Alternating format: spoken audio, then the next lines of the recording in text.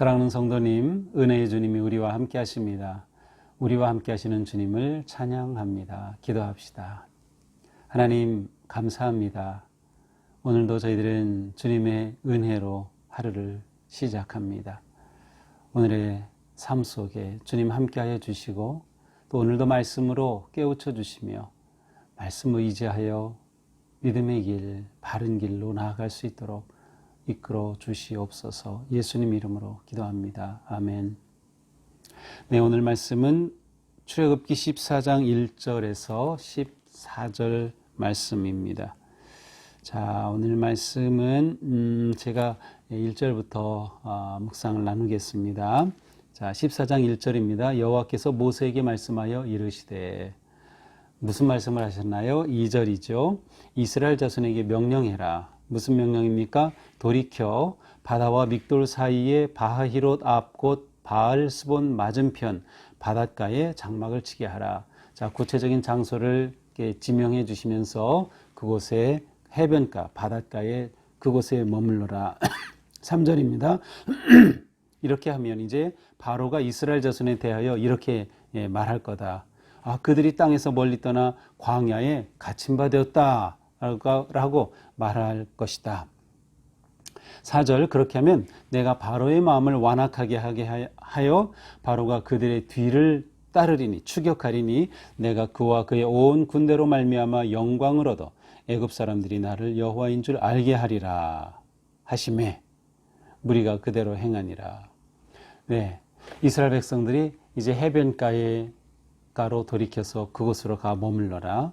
그렇게 되면 바로가 보고서 이들이 광야에 갇혔구나 생각하고 그의 마음이 완악하게 되어, 오늘 표현으로는 하나님이 그의 마음을 완악하게 하셨다라고 하는데, 기본적으로 하나님이 바로의 마음을 완악하게 하여 그를 벌하시는 것이 아니라, 그렇게 되면 의로우신 하나님이 아니에요. 왜냐하면 하나님께서 오히려 바로의 마음을 그렇게 만드시고 그러고 벌을 내리신다는 것은, 그러니까 이 밑에는 바로의 마음이 스스로 완악한 것을 하나님께서 통하여서 일하신다라고 하는 것을 보여줍니다. 왜냐하면 바로는 이렇게 되는 모든 상황 어느 순간에도 스스로가 마음을 돌이켜 하나님의 말씀 아니면 모세의 요구에 그대로 순종하고 따를 수 있었기 때문이죠.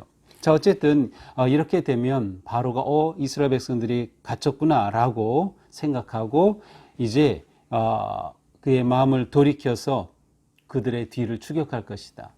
이러한 일을 통하여서 하나님께서는 내가 영광을 얻어서 애굽 사람들이 나를 여호와인 줄 알게 할 것이다.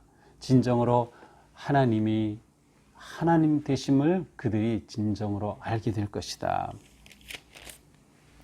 자, 실제로 이제 그대로 했습니다. 자, 이 내용은 무엇인가 하면, 자, 다시 이제 2절로 가서 보면 이스라엘 자손에게 명령하여 돌이켜서 바알스본 맞은편 바닷가에 장막을 치게 하라. 자, 이스라엘 백성들이 이제 탈출해서 람세스를 떠나 숫곳 에담까지 왔어요. 그렇다면 그곳에서 북쪽으로 올라가야 가나안 땅 쪽입니다.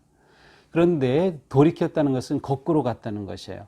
그들이 방향을 거꾸로 애굽 쪽으로 다시 되돌려와서 바닷가에 진을 치게 된 겁니다.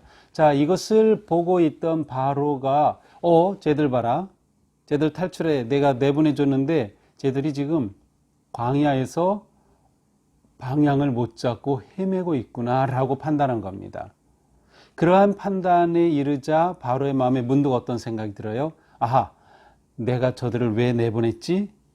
빨리 잡아와야지 하는 생각이 드는 것입니다. 5절이 바로 그겁니다. 그 백성이 도망한 사실이 알려짐에 바로와 신하들이 백성에게 대하여 마음이 변하여 이르되, 우리가 어찌 이같이 하여 이스라엘을 우리 섬기면서 놓아보냈는고. 우리가 그 10가지 재앙 끝에 결국 내보냈지만 다시 마음이 바뀐 겁니다. 왜 우리가 내보냈지? 그리고서 그들을 추격하기 시작합니다. 6절, 병거를 갖추고 백성을 데리고, 여기서 백성은 군대를 말합니다. 군대를 데리고 추격하죠. 어느 정도 군사력입니까? 7절, 선발된 병거 600, 특수 병거 600대입니다. 말이 이끄는 그런 그 병거, 특수병거 600대 엄청나죠. 애굽의 모든 병거를 동원하니 지휘관들이 다 거느렸더라. 여호와께서 애굽의 왕 바로의 마음을 완악하게 하셨으므로 그가 이스라엘 자손의 뒤를 따르니 이스라엘 자손이 담대히 나갔습니다. 자, 이렇게 해서 바로가 다시 이스라엘을 잡아오려고 추격하기 시작합니다. 그가 가지고 있는 최정예 부대와 모든 병거를 동원해서 추격하기 시작합니다.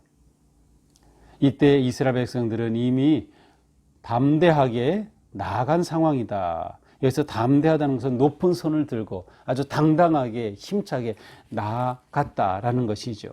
하지만 바로는 그 뒤를 추격하기 시작합니다. 9절 애굽 사람들과 바로의 말, 병거, 마병, 군대가 그 뒤를 따라 바알스본 맞은편 비하이롯 해변 그들이 장막 친대에 미치니라. 결국 추격하기 시작해서 이스라엘 백성들이 진을 치고 있는 곳에까지 이르게 됩니다.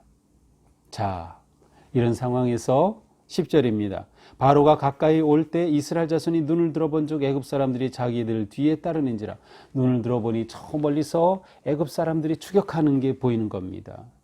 어떡합니까? 이스라엘 사람들이 이렇게 반응합니다. 이스라엘 자손이 심히 두려워하여 여호와께 부르짖고 또 모세에게 이르되 애굽에 매장지가 없어서 당신이 우리를 이끌어 광야에서 죽게 하느냐? 어찌하여 우리를 애굽에서 이끌어내 이같이 하느냐? 이스라엘 백성들이 두려움과 어떻게 해야 될지 모르는 아주 패닉, 그냥 완전히 정신줄을 놓은 거죠. 그래서 막 울부짖으면서 모세에게 원망하는 것입니다. 왜 우리를 이렇게 데려와서 광야에서 죽게 만드느냐? 차라리 애굽에 있었으면 우리 죽지 않을 텐데. 우리를 내버려두라. 애굽 사람을 섬길 것이다. 우리는 다시 애굽으로 돌아가서 애굽 사람을 섬길 것이다. 자, 애굽 사람을 섬기는 것이 광야에서 죽는 것보다 낫다. 이렇게 모세에게 원망하고 울부짖습니다. 아마 저라도 그랬을 것 같아요. 그 애굽에 엄청난 그 강력한 군대가 들어오는데 어떻게 합니까? 아직 훈련되지 못한 이스라엘 백성들은 이렇게 원망할 수밖에 없었을 겁니다. 이때 모세가 말합니다. 13절 너희는 두려워하지 말고 가만히 서서 여호와께서 오늘 너희를 위하여 행하시는 구원을 보라. 너희가 오늘 본 애굽 사람을 영원히 다시 보지 못하리라 하니라. 여호와께서 너희를 위하여 싸우시리니 너희는 가만히 있을지니라. 아주 유명한 말씀이죠. 너희는 두려워하지 말고 가만히 서서 여호와께서 오늘 너희를 위하여 행하시는 구원을 보라. 두려워하지 말라. 가만히 있어서 하나님이 어떻게 구원의 일을 행하시는지 경험하라. 목격하라. 고 말합니다. 왜냐하면 14절 여호와께서 너희를 위하여 싸우실 것이니 너희는 가만히 있어라. 여호와께서 싸우신다. 자, 이것이 모세가 그들에게 준 말입니다. 이것이 오늘 본문의 내용이죠. 자, 그러니까 이스라엘 백성들이 탈출하여 출애굽하여서 숫곳에서 에담에 이르르고 그 다음에 모세를 통하여 해변가에 이르게 되었을 때 바로는 쟤들이 지금 헤매고 있구나. 거꾸로 이쪽으로 오고 해변가에 진을 쳤구나. 갇혔네. 그리고 마음이 변하여서 다시 추격하기 시작한 거죠. 이때 이스라엘 백성들이 추격하는 것을 보고 울부짖으며 모세를 원망하고 있는 모습입니다. 그때 모세가 그들에게 너희는 가만히 서서 주께서 하시는 구원을 보라 하고 말씀하시는 겁니다. 자, 이 말씀을 오늘 이렇게 보면서 우리는 살아가면서 종종 바로를 만날 때가 있습니다. 추격해오는 바로가 가까이 올 때죠. 추격해오는 바로. 바로는 며칠 추격했을 겁니다. 적어도 하루 이틀 이상 추격해 오는 바로. 우리 삶에서도 바로가 추격할 때가 있습니다. 이미 다 해결됐다고 생각했는데 이미 다 끝난 일이라고 생각했는데 또다시 일어나서 추격해 올 때 또한 우리 삶에 분명히 하나님께서 이곳에 진을 쳐라 해서 그곳으로 갔습니다. 분명히 나는 하나님께 순종하고 또 하나님의 뜻대로 한다고 그렇게 결단하고 행동을 했음에도 불구하고 오히려 그것이 고난이 되고 문제가 되고 어려움이 될 때도 있습니다. 자, 이럴 때 우리는 어떻게 해야 할까요? 이때 우리에게 중요한 것은 바로의 군대를 보는 것이 아니라 하나님을 보는 것입니다. 모세가 뭐라고 말합니까? 너희는 두려워하지 말라. 바로의 군대를 보면 두려움밖에 없어요. 그런데 두려워하지 말라. 그리고 무엇을 봐라? 여호와께서 너희를 위하여 행하시는 그 구원을 봐라. 하나님을 보라는 거예요. 하나님이 하실 일을 보라고 하는 것이죠. 그렇습니다. 우리에게 바로가 다가올 때, 예기치 않은 고난이 다가올 때, 그때 우리에게 중요한 것은 하나님을 바라보는 것입니다. 하나님을 바라본다는 것은 하나님을 신뢰하고 의지한다는 뜻입니다. 위기가 올 때 끝까지 하나님을 신뢰하기에 힘써야 합니다. 우리가 이것을 그냥 하는 것은 정말 어렵습니다. 아니, 불가능하죠. 그래서 우리는 성령님을 의지해야 하죠. 그래서 우리는 예배하는 겁니다. 예배할 때마다 우리는 하나님의 인도하신 가운데 있다는 것을 기억하고 다시금 되새기는 겁니다. 우리는 예배할 때마다 우리에게는 권능의 주님이 계심을, 우리를 사랑하시는 하나님이 계심을, 그리고 그 하나님의 사랑과 신실하심은 변함이 없음을 다시금 되새기는 겁니다. 그렇게 해서 또다시 용기를 얻고 이 위기 속에 넘어지지 아니하는 것이죠. 우리가 보아야 할 것은 바로의 군대가 아니라 하나님의 손입니다. 구원하시는 하나님의 손. 여호와께서 너희를 위하여 싸우시리니. 우리의 싸움은 나와 문제의 싸움이 아니라 하나님과 문제의 싸움으로 만들어야 합니다. 이 문제를 주님께로 가지고 가야 돼요. 가만히 있어서 주님이 하시는 일을 우리가 보는 겁니다.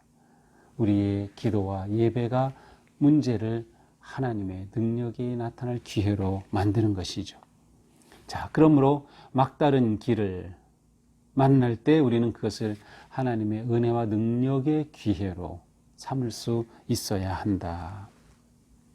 하나님이 받으실 영광은 아직 남아 있습니다. 하나님은 오늘도 우리의 삶을 통해서 영광을 받으시기를 원하십니다. 어떻게요? 바로 우리가 모든 상황에서 하나님을 끝까지 신뢰하고 의지하는 것입니다. 코로나가 끝날 것 같았는데 또 다시 일어나고 또 다시 추격해 오죠. 바로처럼 우리를 그렇게 추격해 오지만 우리가 이런 상황에서 더욱 하나님을 의지하자. 하나님이 어떻게 우리를 사랑하시고 구원하시고 역사하시는지 그 하나님의 일하심을 볼 수 있는 그러한 잠잠한 믿음, 잠잠히 하나님을 신뢰하는 그러한 큰 믿음으로 오늘 하루도 승리하는 그런 복된 삶 되기를 주님의 이름으로 축복합니다. 기도합시다. 하나님, 이스라엘 백성들은 바로의 군대가 추격해오는 그 순간 당황하고 어찌할 바를 몰라하고 원망하고 두려워하였습니다. 저희들도 살아가면서 그러한 상황에 부딪히고 또 그와 같은 모습이 저희들에게도 있습니다. 그러나 오늘 말씀을 통하여 우리에게 주신 말씀 저희들이 가슴 깊이 새기고 꼭 붙잡게 하여 주시옵소서.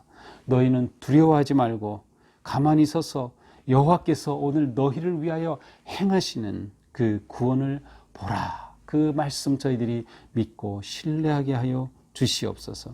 여호와께서 너희를 위하여 싸우시겠다고 하신 이 말씀, 주님, 오늘 저희들이 사는 동안 또한 코로나와 맞서 살아가는 저희들의 삶 속에 하나님께서 싸우시고 하나님의 놀라운 승리로 하나님의 영광 나타나실 것을 기대하고 바라보면서 담대하게 오늘 주님 앞에 서는 하루가 되게 하여 주시옵소서. 예수님 이름으로 기도합니다. 아멘. 네, 오늘도 우리가 잠잠히 하나님의 일하심을 기대하며 신뢰하는 승리 하루가 되기를 축복합니다. 사랑합니다.